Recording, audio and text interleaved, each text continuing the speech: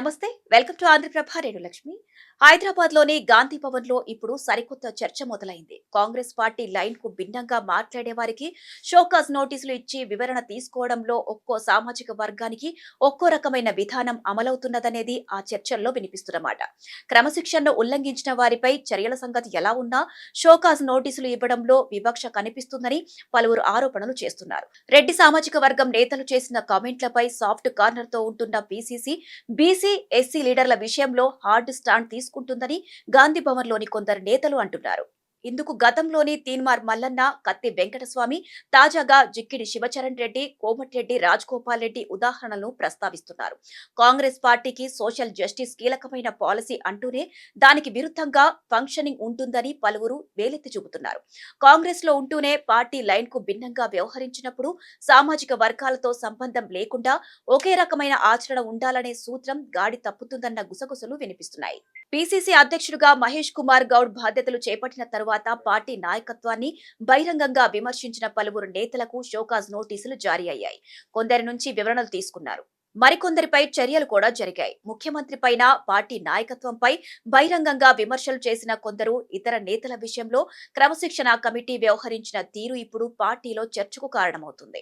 గత ఏడాది ఫిబ్రవరిలో కాంగ్రెస్ ప్రభుత్వం నిర్వహించిన ఈ కుల గణనపై తీన్మార్ మల్లన్న బహిరంగంగానే విమర్శలు చేసి ప్రభుత్వాన్ని తప్పుపట్టారు.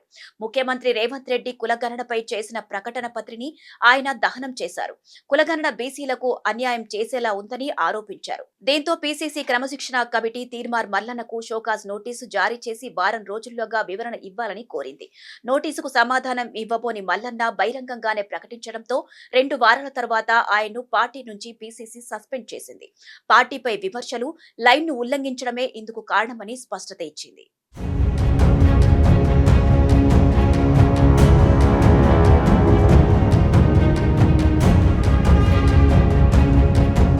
తీన్మార్ మల్లన్న సస్పెన్షన్ వ్యవహారం అక్కడితో ఆగలేదు. ఆ చర్యను బీసీ కోణంలో కొందరు కాంగ్రెస్ నేతలే ప్రశ్నించారు. మల్లన్నను సస్పెన్షన్ ను మధుయాష్కి గౌడ్ ప్రస్తావిస్తూ పార్టీ క్రమశిక్షణ వ్యవహారాల్లో కుల వివక్ష జరుగుతోందంటూ బహిరంగంగానే ఆరోపించారు. రెడ్డి, అగ్రవర్ణ నేతలపై ఒక రకంగా, ఇతర సామాజిక వర్గాల నేతలపై మరో రకంగా వ్యవహరిస్తున్నారని వ్యాఖ్యానించారు. మరోవైపు ఒక టీవీ డిబేట్ ముఖ్యమంత్రిని ఉటంకిస్తూ రేవంత్ రెడ్డికి రాజకీయ సమయం ముగుస్తోందని, సీఎంపై ప్రజల్లో వ్యతిరేకత పెరుగుతోందని, వచ్చే ఎన్నికల్లో కాంగ్రెస్ తిరిగి అధికారంలోకి వస్తుందన్న నమ్మకం లేదన్న వ్యాఖ్యలు చేయడంతో కత్తి వెంకటస్వామికి క్రమశిక్షణ కమిటీ షోకాజ్ నోటీస్ జారీ చేసింది. ఆయన నుంచి వివరణ తీసుకుంది. తీన్మార్ మల్లన్న, కత్తి వెంకటస్వామి ఇద్దరు రెడ్డి అగ్రవర్ణాల నేతలు కాకపోవడంతో వారికి షోకాజ్ నోటీసులు ఇవ్వడం, ఒకరిని సస్పెండ్ చేయడం వంటివి జరిగాయని, ఇదే తరహాలో పార్టీకి విరుద్ధంగా విమర్శలు చేసిన రెడ్డి నేతలకు ఎలాంటి నోటీసులు ఇవ్వలేదన్న ఉదాహరణలు గాంధీ భవన్ లో చర్చకు దారితీశాయి. అయితే కాంగ్రెస్ కు సంబంధం లేని వ్యక్తులకు కీలక పదవులు వస్తున్నాయి. ఒరిజినల్ కాంగ్రెస్ నేతలకు ప్రాధాన్యం తగ్గింది. అన్యాయం జరుగుతుంది. కొత్తగా వచ్చేవారిదే పెత్తనం. ప్రభుత్వంలో అవినీతి పెరిగింది. కాంట్రాక్టర్ల ప్రభావం ఎక్కువైంది. రాష్ట్ర రాజకీయాలను తమిళనాడు తరహాలో మారుస్తాం అని 2 రోజుల క్రితం మునుగోడు ఎమ్మెల్యే కోమటిరెడ్డి రాజగోపాల్ రెడ్డి వ్యాఖ్యానించారు. గతంలో సైతం ఈ ప్రభుత్వం వచ్చిన తరువాత నా నియోజకవర్గానికి నిధులు రావడం లేదు. ముఖ్యమంత్రి సొంత సెగ్మెంట్ కొడంగల్కే నిధులు పోతున్నాయి అని ఆయన వ్యాఖ్యానించారు. పీసీసీ చీఫ్ వీటిపై స్పందిస్తూ హైకమాండ్ దృష్టికి తీసుకెళ్లామని బదులిచ్చారు. రాజగోపాల్ రెడ్డి గతంలో చేసిన కామెంట్లపై క్రమశిక్షణ కమిటీ పరిశీలిస్తుందని పీసీసీ చీఫ్ వివరణ ఇచ్చినా క్రమశిక్షణ కమిటీ చైర్మన్ మల్లు రవి మాత్రం రాజగోపాల్ రెడ్డి వ్యవహారం తమ దృష్టికి రాలేదని అన్నారు. రాజగోపాల్ రెడ్డి వ్యాఖ్యల్లో తప్పు లేదంటూ జడ్చర్ల ఎమ్మెల్యే అనిరుద్ రెడ్డి మద్దతు పలికారు. ప్రతిపక్షాలు సైతం రాజగోపాల్ రెడ్డి వ్యాఖ్యలను రాజకీయంగా వాడుకుంటున్నా పీసీసీ చర్యలు తీసుకోవడంలోనూ ఆంతర్యం ఏంటనేది గాంధీ భవన్ లో చర్చనీయాంశమైంది.